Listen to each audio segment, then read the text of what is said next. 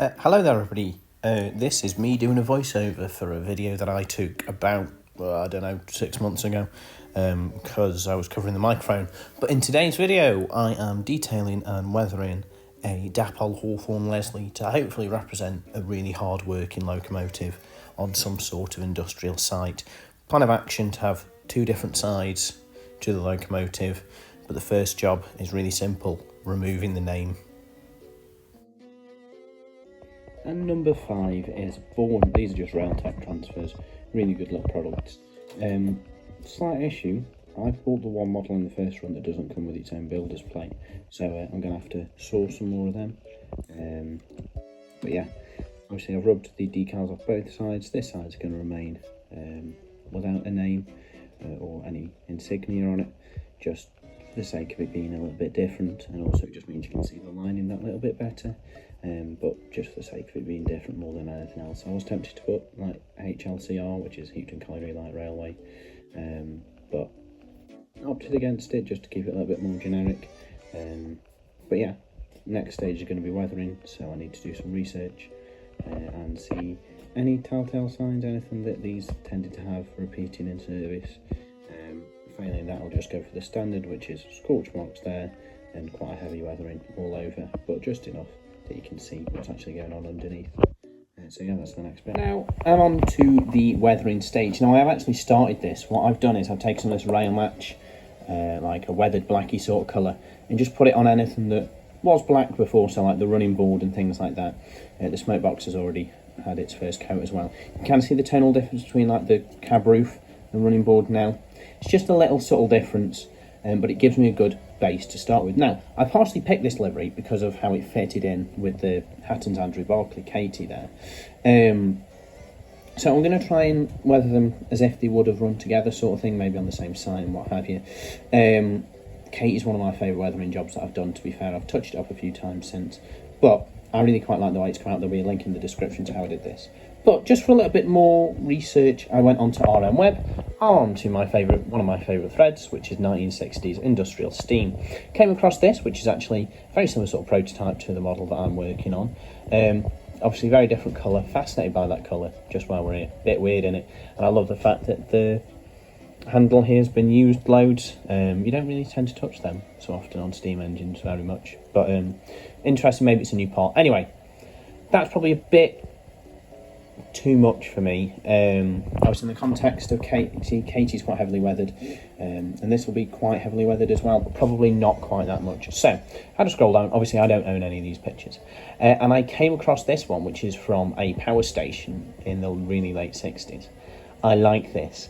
This is speaking to me at the moment. Obviously this is a Peckett, I think. Got a couple of different, we've got a Bagnall there as well actually. But this Peckett in particular is kind of sticking out to me. We've got some lining on it. You can tell it's filthy and used, and you know, the smoke box has had some really interesting rust effect on it there. We've got some discoloration along here and rusting coming across the back. In fact, that could be just be a painted chassis.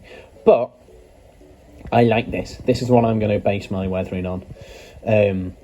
Quite heavily used, but we can still see the paintwork coming through. Like I say, a slightly lighter version than Katie probably.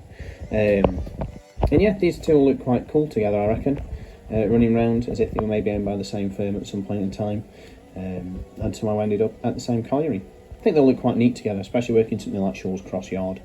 So, to do that, I am going to get some more of this grey, and I'm going to go to town. Just gone round and given everything another dusting with this grey, another painting with the grey, including the buff prune. You can just kind of see it's been picked up there. But what I'm doing here is just beginning to just add a little bit of streaking that will get built on later on, just around where the bunkers are.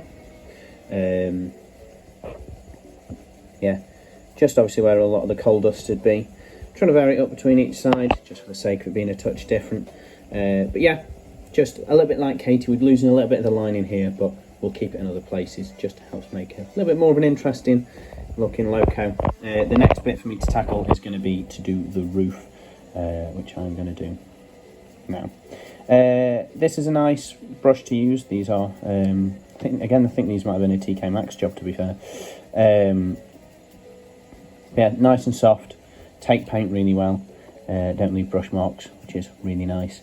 I find weathering roofs really tricky, tend to all go one colour and then work back from there. But yeah, it's kind of where we're at the moment.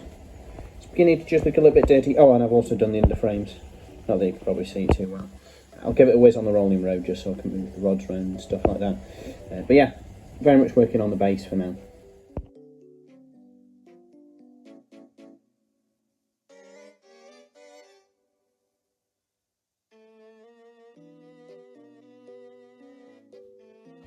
We're going to talk smoke boxes. Again, I don't own this picture, but this is from the Lambton system. Very well could actually be some sort of prototype to what I'm working on, the Robert Stevenson.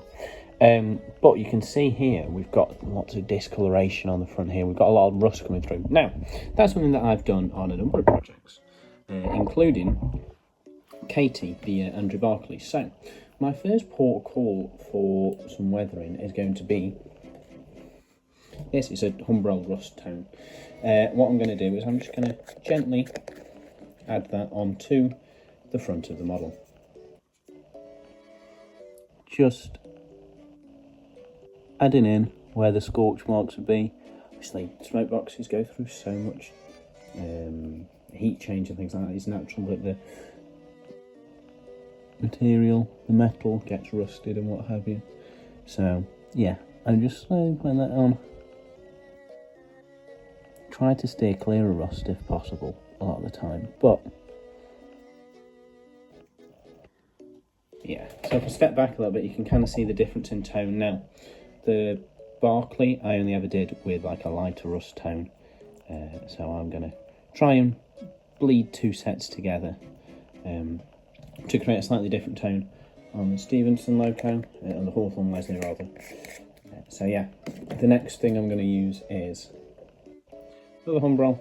This is a much brighter tone, which I hope is going to bring it more in line with the Atton's loco, the Andrew Barclay. I'm just going to rinse my brush off a little bit, but also it's just going to give us that chance to have some newer rust on and a little bit of tonal variation within that. Tonal variations are one of the bits that I really enjoy doing when I'm weathering.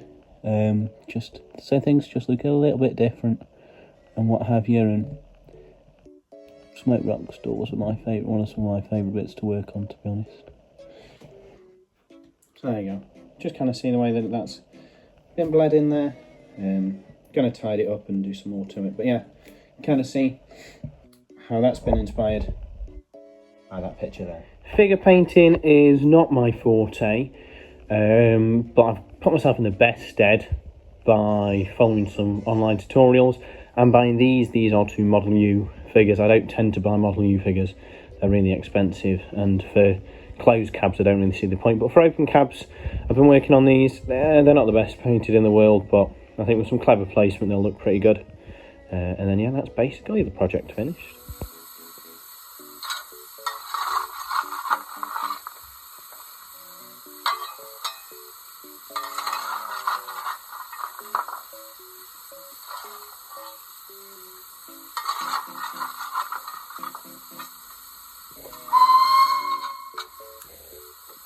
That's enough of that for the moment, shall we? Anyway, let's have a look at this completed-ish, because I don't believe any model ever is completed model. Now, we've got the two Model U figures in the cab. As mentioned, these are Model U. Figure painting, not my forte, but these are probably some of the better figures that I've painted. The joy of these being perfectly cast for this locomotive is that they are perfect. So we've got the figure, the driver fitted there, as well as the fireman who's just sort of leaning out on the back. I try to put figures in where, as if they're not doing anything, so that it looks right in pictures and things, because it's really unrealistic for a fireman to always be in the same position shoveling, and in the same way always unrealistic for the driver to always be reaching for something. It's just what I like to do, just because I tend to take quite a few photos of my models. It just keeps it more realistic, in my view anyway. We've got some tools here. They are both detailed detailing parts I've painted up and weathered and what have you. The big long shovel here is probably going to be used for when the fire gets dropped at the end of the shift. We've got the chain link, which was fitted, which came in the detailing pack. We've got the buffers, which I've put the big grease splodges on. We've got the NCB decals. They came from Railtech. Obviously this one going over where the Wallaby nameplates are. Wallaby will become another model in my collection, in my fleet, but for the moment it's not going to be on this one because this was a real loco. And by naming it NCB number 5, it doesn't necessarily have to be. This is representing just a fictional locomotive. We've got an etched builder's plate there, that's from Planet Industrials, and we've got various different 3D printed detailing parts across the running board, such as this bucket here, just mixes it up a little bit. We've got the weathering around the coal bunker here. Now this is something that I would like to change. I'd like to get some real coal in there, but unfortunately for the moment I don't have any on me. So the moulded coal load's going to have to do for now, and this just replicates what I've seen in quite a few pictures, and that is just some staining and with the coal dust around the bunkers of these sorts of locomotives. Same goes for the tank tops as well. They tended to be the dirtiest part of the locomotive because obviously that's where the chimney is. Focused a lot of the ash and the soot weathering powder around the front there and kind of phased out towards the back. The idea for this is that it looks grubby and used, but not as if it's in line for scrap. This is still a hard-working locomotive. It's not going to get scrapped anytime soon, but it is not fresh from the factory. So here we are at the front of the model. I've weathered the buffer beams and I've given the buffers them grease splodges like I've said before. Nothing on this model is black. Even the underframes I've painted into the couple of different tones of grey that I've kind of discussed previously. Again, breaks up that black tone. Nothing was ever black for very long on a steam engine, so especially a hard worked one. Some of the copper pipe work I've still kept just because sometimes crews would make an effort to make sure that was nice and polished up, but I've dulled it down a little bit with some of the grey tones that I've discussed before. Done the rods and the wheels and all that sort of stuff. If I spin it round onto its side, you can kind of see there that I've done some dry brushing and some white up by the safety valves here. It's just something that sometimes happened when they were beginning to get a little bit loose. I think that's what it is anyway, when they become a little bit loose in the settings. And the fittings, they bleed a little bit, and that kind of condenses into some white. That's what I believe happens anyway. Correct me if I'm wrong in the comment section below, but just wanted to replicate that again. Just done it with a little bit of dry brushing to kind of aid with this older, lived in, but still working look. I've got the rust patch coming in on the front there that I've kind of discussed before. And obviously we've got the weathering that's happened to the top of the tanks. This side is still unbranded, just for the sake of it being a little bit different. I only run end-to-end layouts. What's the point in having both sides branded the same? Some more streaking coming down this side as well. But again, it just shows that the crews have made somewhat of an effort to keep this locomotive nice and clean. Or certainly cleaner than it would be if they didn't clean it at all. Now, that brings me, to be honest, to the end of this video. If you've enjoyed it, let me know. If you didn't, let me know, and let me know any ways I can improve this video or any of the modelling involved, and I'll catch you in the next one, whatever that may be. Laters.